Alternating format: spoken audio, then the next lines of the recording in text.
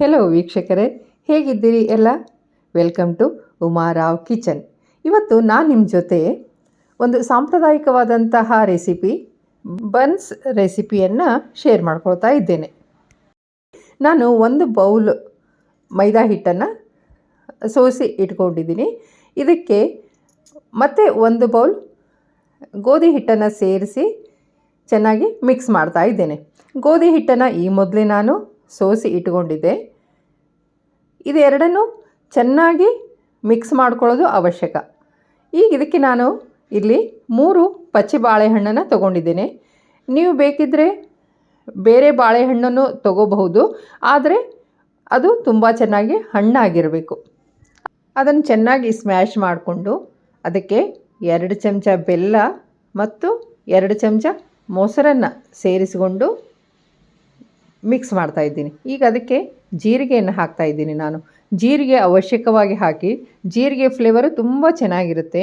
ಈಗ ಅದಕ್ಕೆ 1/4 ಚಮಚ ಸೋಡಾ ಪುಡಿ ಮತ್ತು ರುಚಿಗೆ ತಕ್ಕಷ್ಟು ಉಪ್ಪನ್ನು ಸೇರಿಸಿಕೊಂಡು ನಾನು ಅದನ್ನು ಚೆನ್ನಾಗಿ ಕಲಿಸ್ತಾ ಇದ್ದೇನೆ. ಈಗ 2 ಸ್ಪೂನು ತುಪ್ಪವನ್ನು ಅದಕ್ಕೆ ಸೇರಿಸಿಕೊಂಡು ನಾನು ಕಲಿಸ್ತಾ ಇದ್ದೇನೆ. ನೀವು ಬೇಕಿದ್ದರೆ 2 ಸ್ಪೂನು ಎಣ್ಣೆನೂ ಸೇರಿಸಬಹುದು. ಇದರಿಂದ ನಮ್ಮ ಬನ್ಸು ತುಂಬ ಸಾಫ್ಟಾಗಿ ಬರುತ್ತೆ.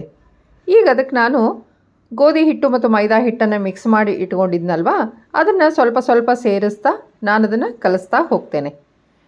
ಇದನ್ನು ರೊಟ್ಟಿ ಹಿಟ್ಟಿನ ತರಹ ನಾದೋದು ಬೇಡ, ಆದಷ್ಟು ನಾವು ಎಲ್ಲ ಹಿಟ್ಟನ್ನು ಒಗ್ಗೂಡಿಸೋದು, ಹಾಗೆ ಅಷ್ಟೇ ಕಲಿಸೋದು. ಇದನ್ನು ಇಲ್ಲಿ ನೋಡಿ, ನಾನೀಗ ಅದು ಎಲ್ಲ ಹಿಟ್ಟನ್ನು ಹಾಕಿ ಚೆನ್ನಾಗಿ ಕಲಿಸ್ತಾ ಇದ್ದೀನಿ. ಈಗ ನೋಡಿ, ನನಗಿದು ಇಷ್ಟು ಮೆತ್ತಗೆ ಬಂದಿದೆ. ಅದಕ್ಕೆ ನಾನು ಇನ್ನೂ ಅರ್ಧ ಬಟ್ಟಲು ಗೋಧಿ ಹಿಟ್ಟನ್ನು ಸೇರಿಸಿಕೊಂಡು ಕಲಿಸಿದ್ದೇನೆ. ಇದನ್ನು ನಾನು ಮೊದಲನೇ ದಿನ ರಾತ್ರಿ ಕಲಿಸಿಡ್ತಾ ಇದ್ದೀನಿ. ಇದು ಮಿನಿಮಮ್ ಒಂದು 12 ಗಂಟೆ ಚೆನ್ನಾಗಿ ಫರ್ಮೆಂಟ್ ಆಗಬೇಕು. ಇದನ್ನು ನಾನು ಚಪಾತಿ ಹಿಟ್ಟಿನ ಹದದಲ್ಲಿ ಕಲಿಸಿ ಇಟ್ಟಿದ್ದೇನೆ.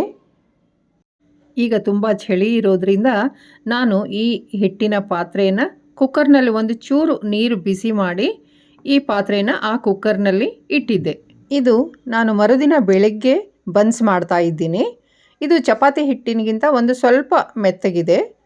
ಇಲ್ಲಿ ನೋಡಿ, ಈಗ ನಾನು ಈ ಗಾತ್ರದ ಹಿಟ್ಟನ್ನು ತಗೊಂಡು ಅದನ್ನು ಲಟ್ಟಿಸ್ತಾ ಇದ್ದೀನಿ.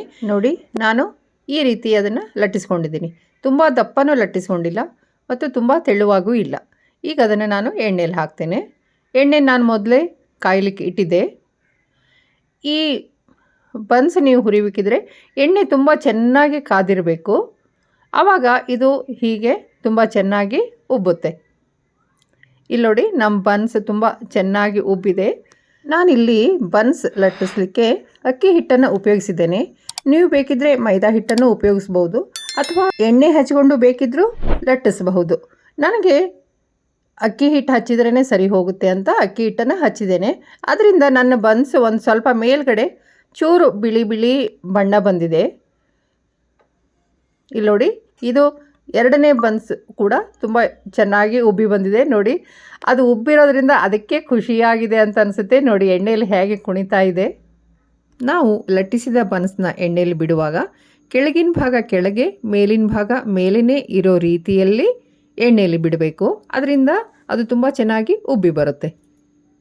ಈ ಬನ್ಸಿನ ಒಂದು ಸ್ಪೆಷಾಲಿಟಿ ಅಂತಂದರೆ ಇದು ಜಾಸ್ತಿ ಎಣ್ಣೆ ಕುಡಿಯೋದಿಲ್ಲ. ನೀವು ಬೇಕಿದ್ದರೆ ಒಂದ್ಸರಿ ಮಾಡಿ ನೋಡಿ, ಅದ್ರ ಒಳಗಡೆ ಒಂದು ಚೂರೂ ಎಣ್ಣೆ ಹೋಗಿರೋದಿಲ್ಲ.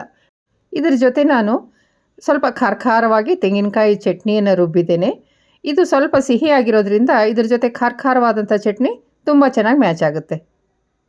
ನೀವಿನ್ನೂ ನನ್ನ ಚಾನಲ್ಗೆ ಸಬ್ಸ್ಕ್ರೈಬ್ ಆಗಿಲ್ಲ ಅಂತಂದರೆ ಪ್ಲೀಸ್ ಸಬ್ಸ್ಕ್ರೈಬ್ ಆಗಿ. Thank you.